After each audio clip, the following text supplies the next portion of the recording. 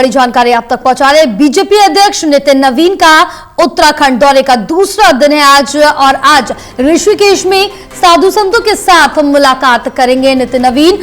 बीते कल core committee की बैठक में शामिल हुए बीजेपी अध्यक्ष हारी हुई विधानसभा में कोर कमेटी के सदस्य प्रवास करेंगे। बड़ी जानकारी आप तक पहुंचा रहे हैं, जहां नितिन नवीन का उत्तराखंड का यह दौरा महत्वपूर्ण है। 3 दिवसीय यह दौरा है और आज उनके दौरे का दूसरा दिन है। बीजेपी अध्यक्ष नितिन नवीन का उत्तराखंड दौरे का दूसरा दिन आज ऋषिकेश में साधु संतों के साथ मुलाकात करेंगे। बीजेपी अध्यक्ष बीते कल कमेटी की बैठक में शामिल हुए बीजेपी अध्यक्ष और हारी हुई विधानसभा में कोर कमेटी के सदस्य प्रवास करेंगे।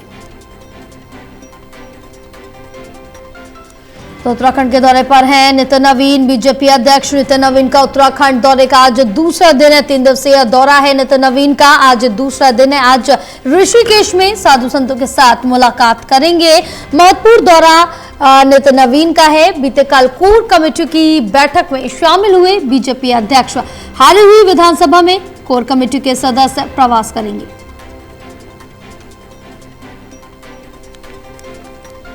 चलिए और जानकारी लेंगे, हमारे साथ असिस्टेंट एडिटर ललित रणकांडपाल जुड़े हुए हैं।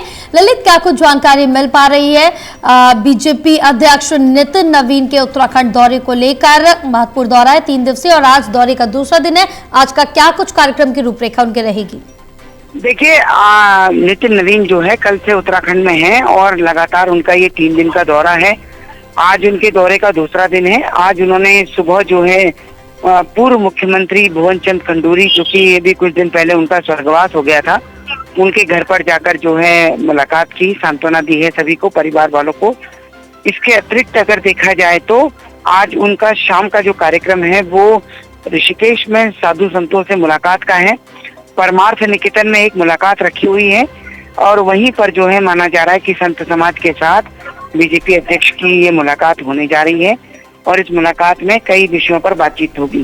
साथ ही इसके अलावा कल उन्होंने कोर कमेटी की बैठक को भी संबोधित किया है जी। और कोर कमेटी में साफ तौर पर कहा है कि जो सीटें हम हारे हैं जी, उन हारी हुई सीटों पर जो कोर कमेटी के सदस्य हैं वो 2-2 दिन का प्रवास करेंगे, वहाँ लोगों से बातचीत करेंगे, मुलाकात करेंगे, उस विधानसभा में जाकर के जानेंगे कि आखिरकार इसके विषय क्या है और फिर उसकी जो रिपोर्ट है वो सरकार को सौंपेंगे। तो कुल मिलाकर के अगर देखा जाए तो जिस तरीके से डेवलपमेंट हो रहा है, आने वाले 5 राज्यों के चुनाव को लेकर भारतीय जनता पार्टी लगातार तेजी से आगे बढ़ रही है और अपनी तैयारियों को जारी रखे हुए है। बिल्कुल, बीजेपी की तैयारी साफ तौर से देखने को मिलती है और पहले से ही सभी तैयारियां, प्रिपरेशन शुरू हो जाती है। बहरहाल तमाम जानकारी साझा करने के लिए ललित, बहुत शुक्रिया आपका।